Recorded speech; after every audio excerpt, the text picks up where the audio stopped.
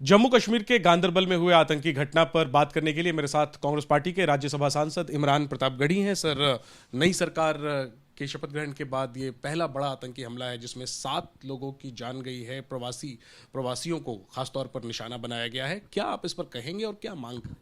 देखिए, बहुत ही दुखद घटना है। हम सारे लोग इस घटना से बहुत मर्माहत हैं और हमारे नेता राहुल गांधी जी ने भी इस पे अफसोस दुख व्यक्त किया है। उन्होंने बाकायदा इस पे कहा है कि ये कायरतापूर्ण हमला है।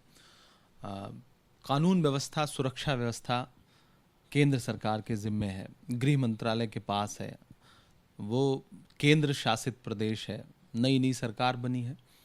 लगातार इस तरह की घटनाएं पिछले कुछ वर्षों में हुई हैं जब से केंद्र सरकार ने जिम्मा पूरी तरह से अपने हाथ में लिया और बड़े बड़े दावे किए वहाँ की कानून व्यवस्था और सुरक्षा व्यवस्था को लेकर के। ऐसे में केंद्र सरकार को, गृह मंत्रालय को चाहिए कि वहाँ की सरकार को विश्वास में लें, जनता को विश्वास में लें और अपनी विफलता स्वीकार करें और सुरक्षा बलों को और चाक चौबंद करें, इंटेलिजेंस को मजबूत करें और इस तरह की घटनाएं रोकें। हमारे जवानों की शहादत हो या सिविलियंस का मारा जाना हो, दोनों बहुत ही दुर्भाग्यपूर्ण है। जैसा आप कह भी रहे हैं कि सरकार एक अपनी बड़ी कामयाबी के तौर पे पेश कर रही थी कि 370 के बाद आतंकी घटनाएं जो हैं वो बिल्कुल खत्म हो गई हैं, और उसके बाद इस तरीके की घटना का होना, ये क्या बता? लगातार इस तरह की, ये पहली घटना नहीं है, इस तरह की लगातार घटनाएं हुई हैं। सिविलियंस मारे गए हैं, जवान शहीद हुए हैं और किसी भी घटना के पीछे कोई ऐसी मतलब वजह भी देश के सामने नहीं रखी गई कि कहाँ से हो रहा है, एक बार की घटनाएं कहाँ से बढ़ी हैं। सिर्फ कागज़ों पर यह बताया जाता था कि बहुत सब अच्छा हो गया है, तुम्हारी फाइलों में गांव का मौसम गुलाबी है, मगर ये आंकड़े झूठे हैं, ये दावा किताबी है।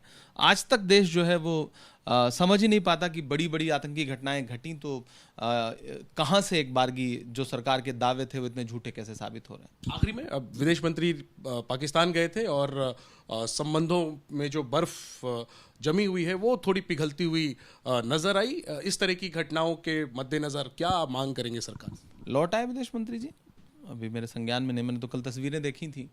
वो एक सुबह हम लोगों की आंख खुलती है तो प्रधानमंत्री जी वहाँ पे नवाज शरीफ से मिल रहे होते हैं, एक सुबह आँख खुलती है तो विदेश मंत्री जी वहाँ मॉर्निंग वॉक करते हुए दिखते हैं। लेकिन विदेश नीति लगातार विफल रही है सरकार की।